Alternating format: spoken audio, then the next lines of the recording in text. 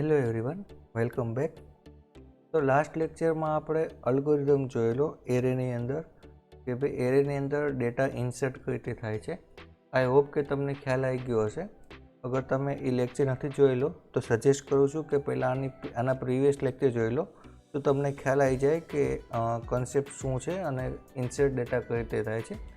તો આજે એના પછીના આપણે અલ્ગોરિધમ જોવાનો છે. એ છે ડિલીટ ડેટા ફ્રોમ એરે. એટલે કે પહેલાં આપણે કન્સેપ્ટ સમજી લઈએ કે આપણે કરવા શું માગીએ છીએ.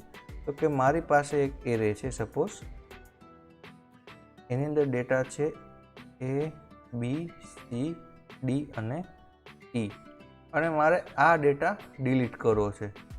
તો લોજિકલી આ ડેટા કઈ રીતે ડિલીટ થશે? તો કે ડાયરેક્ટ આપણે આ એલિમેન્ટ ડિલીટ ન કરી શકીએ. એટલે કે આની કોઈ ઇન્ડેક્સ હશે 0, 1, 2, 3 and 4.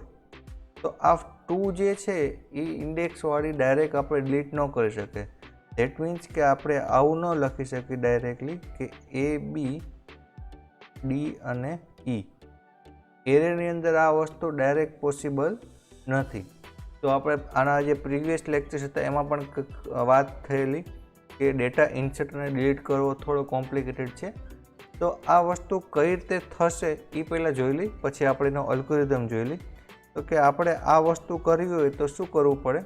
તો કે ઇન્સર્ટ વખતે આપણે જે કરેલું એનાથી બિલકુલ ઓપોઝિટ. તો કે ફર્સ્ટ રિવિઝન જોઈ લે કે ઇન્સર્ટ વખતે આપણે શું પ્રોસેસ કરેલી. તો કે આપણી પાસે હતું A, B, D અને E અને આપણે ઇન બિટવીન ક્યાંક C એલિમેન્ટ એડ કરવાનો હતો. તો પહેલાં આપણે એરેની સાઇઝ વધારી દીધી. ધેન A, B તો હતું જ, અહીંયા D ને E પછી એક એલિમેન્ટની સાઇઝ ઇન્ક્રીઝ કરી દીધી અને આ જે D હતો એને આ જગ્યાએ અને આ E ને આ જગ્યાએ, એટલે કે પહેલાં આપણે E ની કોપી કરેલી, એટલે કે આ જગ્યાએ E આવી ગયેલો આપણો, આ જગ્યાએ D, આ જગ્યાએ ઓલરેડી D હતો તો આ D ને રિપ્લેસ કર્યો હતો આપણે C થી. તો આ જ રીતે આપણે ડિલીશન ઓપરેશન કરશું. એટલે કે હવે આપણી પાસે એરે શું છે? તો કે આપણી પાસે આવો એરે છે A, B, C, D અને E. ક્લિયર? 0, 1, 2, 3 and 4. તો કે આ સેકન્ડ પોઝિશન વાળો મારે ડેટા ડિલીટ કરવો છે. તો એના માટે હું શું કરી શકું? તો કે આ D છે એને C ની જગ્યાએ લખી દો, આ E ને D ની જગ્યાએ લખી દો અને આને રિપ્લેસ કરી દો. એટલે કે ફર્સ્ટ સ્ટેપ આપણે આવું કંઈક કરશું કે A, B, C ની જગ્યાએ D અને D અને E. એટલે કે પહેલાં આમાંથી આ રીતનો એરે બનાવો. દેન સેકન્ડ લોજિક છે તમારું કે A, B, D, હવે આ E ને અહીંયા રિપ્લેસ કરાવો E એન્ડ E અને ફાઇનલી તમે આવું કંઈક કરાવો કે A, B, D અને E. એટલે કે આની સાઇઝ હતી 5, આની સાઇઝ હતી 5, હવે સાઇઝ તમે કરી દો 4. તો તમને ફાઇનલી તમને આઉટપુટ મળી જશે. તો આ લોજિક છે આપણા એરેનું કે એરેમાંથી એક એલિમેન્ટ ડિલીટ કરાવો હોય પર્ટિક્યુલર પોઝિશન ઉપરથી તો આ રીતે થાય. બટ આ તો થયું લોજિક. હવે એક્ઝામમાં પૂછે તો એક્ઝામમાં શું પૂછે આપણને જનરલી? અલ્ગોરિધમ. તો આ છે એનો અલ્ગોરિધમ કે અલ્ગોરિધમ કઈ રીતે કામ કરશે. તો પ્રીવિયસ લેક્ચરમાં પણ શીખવાડેલું કે અલ્ગોરિધમને ટ્રેસ કરતાં આવડી જાય તો અલ્ગોરિધમ ગોખવાની જરૂર નથી. તો અત્યારે હું આપણે ડિલીશન ઓપરેશન માટે એક એક્ઝામ્પલને જોડે ટ્રેસ કરતા જઈએ આપણે, કે જે એક્ઝામ્પલ આપણે અત્યારે જ જોયું કે A, B, D અને E છે મારી પાસે. તો આ મારા ઇન્ડેક્સ છે 0, 1, 2, 3 and 4. મારે ડિલીટ કયો એલિમેન્ટ કરવાનો છે? તો કે આ C વાળો એલિમેન્ટ. તો અલ્ગોરિધમમાં સૌથી પહેલાં તમે શું કીધું છે કે P નામની પોઝિશન. તો આપણે અહીંયા સાઈડમાં વેરિયેબલના નામ પણ લખતા જઈએ, આપણને ખ્યાલ આવે કે અત્યારે P એટલે આપણા માટે શું છે? તો કે પોઝિશન ઇક્વલ ટુ મારી પાસે છે 2. ધેન એક વેરિયેબલ બનાવ્યો છે, તમારી ટોટલ સાઇઝ કેટલી છે? n. તો કે n ઇક્વલ ટુ મારી પાસે છે 5. ક્લિયર? અને હવે સ્ટાર્ટ થાય છે કે ટેમ્પ. તો ટેમ્પને અત્યારે હું T તરીકે લખું તો ટેમ્પની વેલ્યુ શું સેટ કરવાની છે મારે? તો કે આ Pમાં જે વેલ્યુ છે એ ટેમ્પમાં લખો. તો T થયું મારું 2. તો આ ઇનિશિયલી આપણી પાસે છે P, second position, total length 5 અને T ઇક્વલ ટુ 2. હવે શું કરવાનું છે કે જ્યાં સુધી આપણે ક્યાં સુધી આ લૂપ ફેરવી તો કે આ દરેક એલિમેન્ટ એક એક શિફ્ટ થાય ત્યાં સુધી. એના માટે લૂપ ક્યાં સુધી ફેરવવાની તો કે આ જે ટોટલ છે n-1 સુધી. કેમ તો કે n એટલે આપણા 5 છે, પણ આપણા પાસે ઇન્ડેક્સ 1 ઓછો હોય કેમ કે આ આપણો એરે સ્ટાર્ટ થતો હોય 0 થી. એટલે અહીંયા લખ્યું છે મેં n-1. અને ટેમ્પ એટલે તો ટેમ્પ એટલે 2 છે, તો કે સેકન્ડ પોઝિશનથી આપણે ચેક કરાવવાનું. એટલે કે આ એલિમેન્ટ છે એની બહાર રાઇટ હેન્ડ સાઈડના બધા એલિમેન્ટ એક એક શિફ્ટ કરતા જાઓ. આ રીતનું લોજિક લખેલું છે અહીંયા. તો કે જ્યાં સુધી ટેમ્પની વેલ્યુ n-1 થી નાની ન હોય ત્યાં સુધી. તો કે ફર્સ્ટ કેસમાં ટેમ્પ એટલે શું છે તો કે ટેમ્પ એટલે છે મારી પાસે 2 લેસ ધેન n-1. તો n ની વેલ્યુ છે 5, તો 5 - 1 એટલે કે 4. શું આ કન્ડિશન સાચી છે? યસ, કરેક્ટ છે. તો નેક્સ્ટ સ્ટેપમાં આવશે કે a ઓફ ટેમ્પ. તો ટેમ્પ એટલે મારી પાસે છે 2, તો કે a ઓફ 2. અત્યારે a શું છે મારો તો કે એરે. આ એરેનું નામ આપણે આપેલું છે a. તો કે a ઓફ 2, આની અંદર તમે ડેટા સ્ટોર કરાવો છો a ઓફ ટેમ્પ પ્લસ 1 એટલે કે 2 + 1 એટલે 3. તો 3 માંથી 2 માં ડેટા, એટલે કે આપણે સ્ટેપ શું કર્યું, આ 3 નો ડેટા 2 માં લાયા. એટલે હવે આપણને શું મળશે આ સ્ટેપથી તો કે આ સ્ટેપથી આપણે આવું કંઈક લોજિક લખ્યું કે a b આ 0 હતું, આ મારું 1, આ મારું 2.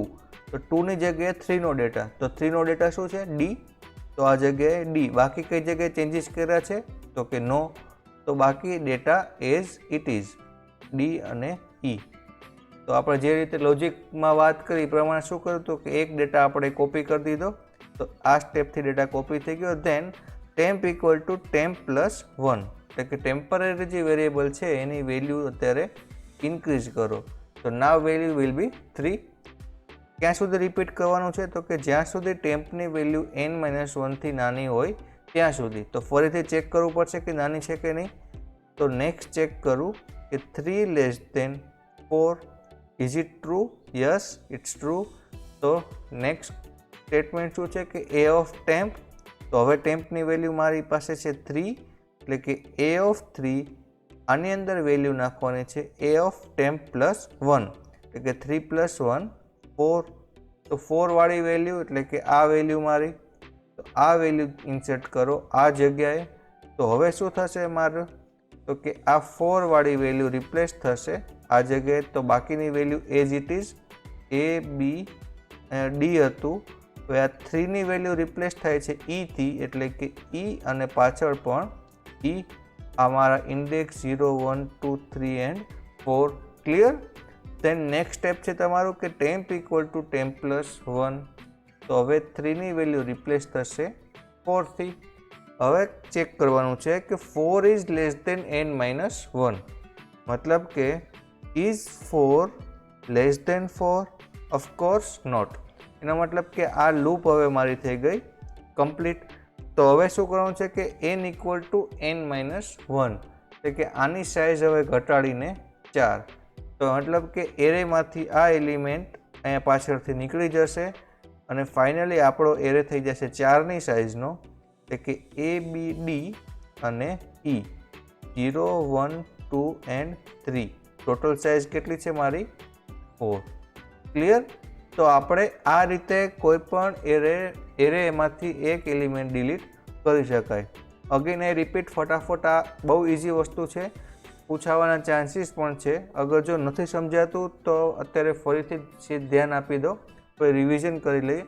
ઇનિશિયલી આપણું લોજિક શું હતું તો કે આપણે આ સી એલિમેન્ટને ડિલીટ કરવો છે, બટ ડાયરેક્ટ આ એલિમેન્ટ ડિલીટ થઈ શકે નહીં.